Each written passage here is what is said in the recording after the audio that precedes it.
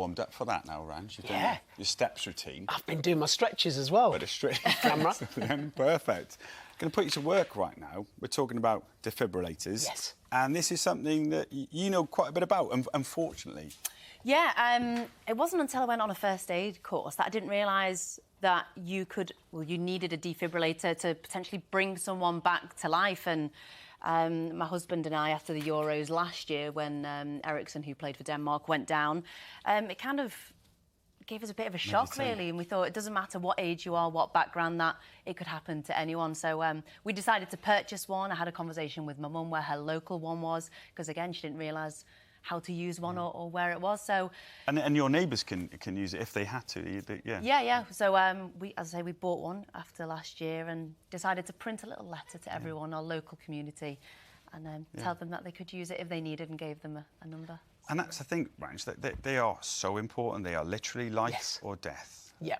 So AEDs, automated external defibrillators, also called public access defibrillators or PADs, are devices that are designed to deliver an automatic electrical shock in the event of a cardiac arrest should you need it. The other good thing about them is that they provide visual and auditory instructions to guide CPR as well. So they have lots of uses. They can be really, really helpful. It's really important, though, to differentiate what we mean by a cardiac arrest and from a heart attack, because people often convince the two. Sorry, I've got a squeaky chair going on behind me. That's not my bum, that's the chair. So a cardiac arrest is where your heart stops pumping properly, and it's usually an electrical issue, whereas a heart attack is a blood supply issue. Right. That's where the blood supply to the heart is affected, part of the heart muscle starts to become damaged, and if it's not treated promptly and properly, that can lead to a cardiac arrest. So you don't use a defibrillator in the event of a heart attack unless you go into cardiac arrest, but certain types of cardiac arrest, a defibrillator can be life-saving. OK, let's get stuck into the defibrillator then. Should we bust a few myths? OK, first one, you need to be trained to use a defibrillator. This is one of the best things about defibrillators. They've been designed with auditory and visual instructions that all you literally do is stick it on, switch it on and follow the instructions. They are foolproof. Anyone can use them. All right. And obviously you're talking about the difference between a heart attack and a cardiac arrest. What about can you still shock someone who has been misdiagnosed? Yeah, so a lot of people worry, what if they're not in a cardiac arrest and it gives them a shock? These machines don't do that. They are specifically designed to look for two types of heart rhythm only. If they don't detect those, they will not deliver a shock. They take the thought out for you. You don't have to do the thinking. All right. OK, and what about defibrillators can electrocute you if they're used in a wet condition? This is always a worry. Ideally, if someone collapses, move them to a dry area, dry their chest before you stick the defibrillator pads on, and obviously keep clear if it delivers a shock. But the chances of that shock conducting through wet conditions are extremely low, so I wouldn't panic about that either. Can you restart a stopped heart? Yeah, so cardiac arrest happens when you've either got abnormal electrical activity in the heart, so it's not pumping properly, or the heart stops altogether. A defibrillator resets the electrical activity. It doesn't restart the heart.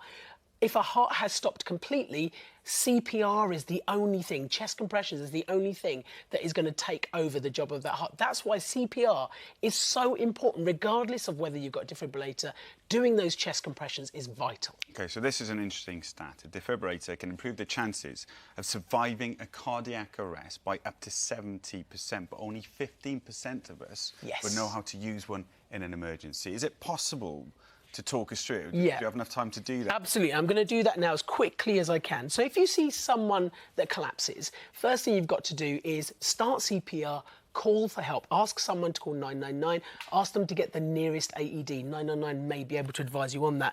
When it arrives, you're still doing CPR, literally just open the pack and follow the instructions. This one says turn it on, follow the prompts and administer a shock if it advises you. So I'm just going to quickly demonstrate this. So this comes with pads, tells you exactly where to stick them on the chest. We'll pop one on here, we'll pop one on here as advised. Plug it in, comes with that. You can only plug it in the right way as well, by the way it's shaped. Turn it on and listen. Analysing heart rhythm. Here we go. Do not touch the patient. There we go. And hopefully next it's going to tell us whether a shock's advised. Shock advised. There we go. Now it's going to start charging. And then it's going to clear of patient. Tell you to stay clear.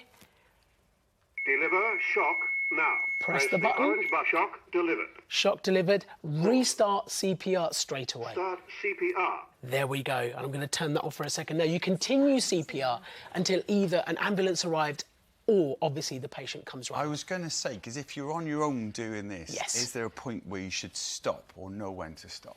You keep going unless you get tired or the patient comes around or help arrives and takes over. If you are by yourself, what you might want to do is go and get help first and then come and do everything. Yeah. I can't believe how straightforward it is. You can see why people are put off because it's such a scary thing to do. But the machine does the work for you. Well, this is the best thing about AEDs. They're automatic. They are designed to take that decision-making and thought away from you and keep you calm. And this defibrillator is a training one, isn't it? So we've not taken one out of circulation for today. No, we haven't. This is a specific training one. They are becoming more and more common in various different places, public places, workspaces, gyms, even certain housing developments. We've raised, where I live, they fundraised for a defibrillator and it's been installed, which is fantastic. It's similar when we posted the letters. A lot of our neighbours got in touch and said, well, that's fantastic, thank you, but we're willing to donate. So it's a nice idea as well, but maybe some of your neighbours or housing association club together. And, where do you find them? It's really important, I think, that if you've got a defibrillator, that you register it. So all you've got to do is go to thecircuit.uk, and this is the database, centralised database, St John's and British Heart Foundation, lots of other organisations advise that you register with this because that's where the 999 service and the ambulance services will go to find your nearest defibrillator. So it's really important you do that. We'll check those websites on our website. As always, we update it throughout the day, so be patient. They will be there for you for any advice on what Ranj was talking about there. Thanks, Ranj. Yeah, so easy. Easy as that. Please don't be scared. Now then, while